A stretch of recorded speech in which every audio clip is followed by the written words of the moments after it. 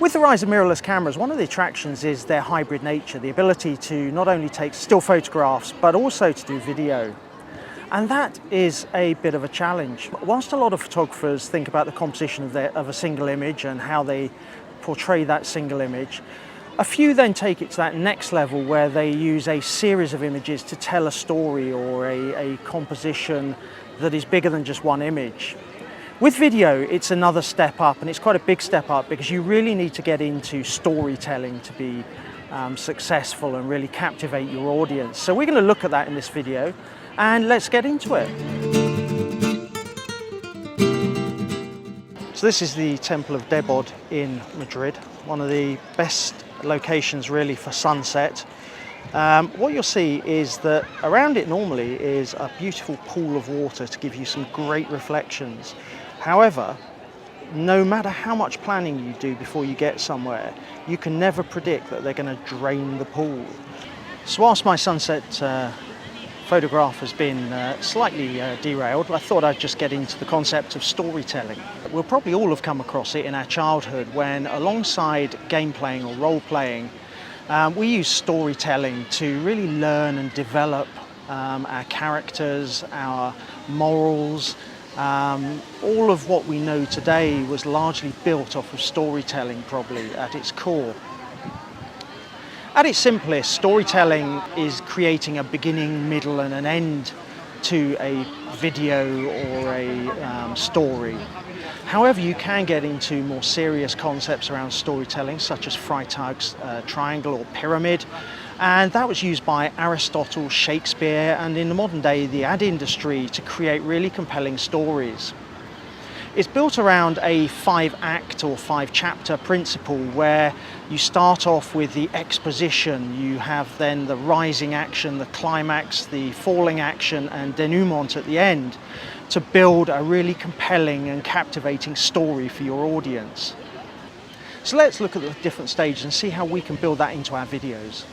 The exposition is about setting up the audience and giving them the background, and it can be done through narration, it can be done through flashback, but it's about really setting the scene and bringing the audience up to speed.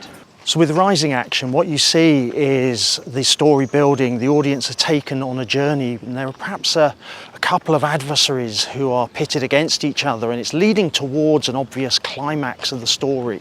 So at the climax, what we often see is a tipping point where perhaps the underdog starts to win through and we see a change in the status or the position of the different characters. Falling action is a series of scenes that leads towards the outcome but doesn't take the audience there. They're not quite sure, they're held in suspense as to whether the underdog will become the victor or not.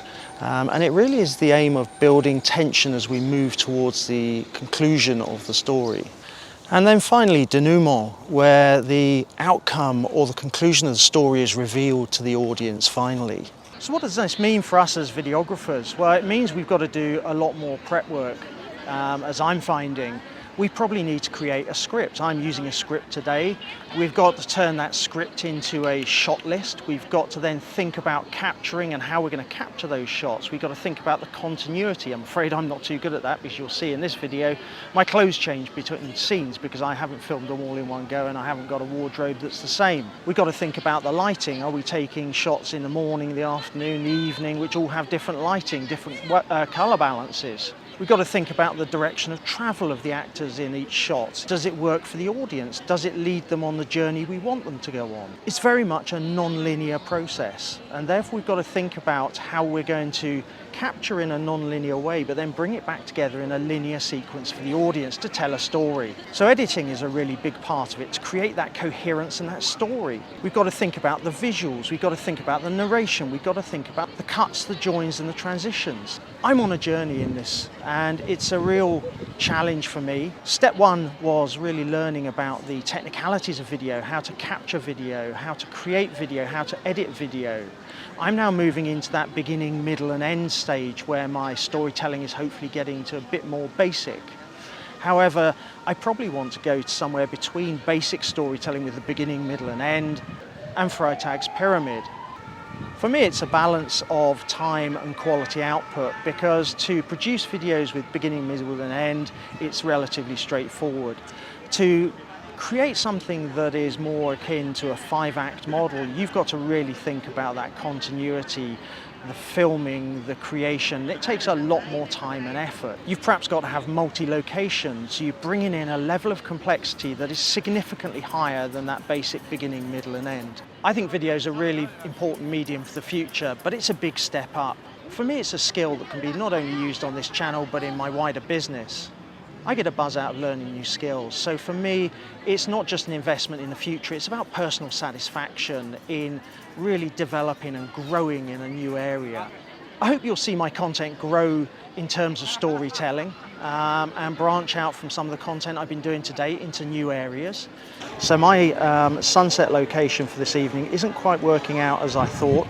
I'm going to scout around, see if we can still get something out of this. It won't be the full image that I had in mind with the reflection of the sunset in the water, but we might be able to recover something from it. So I'm hopeful still. Let me know how you approach storytelling. Do you formally script something or do you just do it ad hoc? Drop a comment below letting us know. It'd be great to learn from your skills, your tips, your tricks that you've learned along the way. Don't forget to subscribe, hit that notification bell and you'll be notified of future videos like this that are coming up.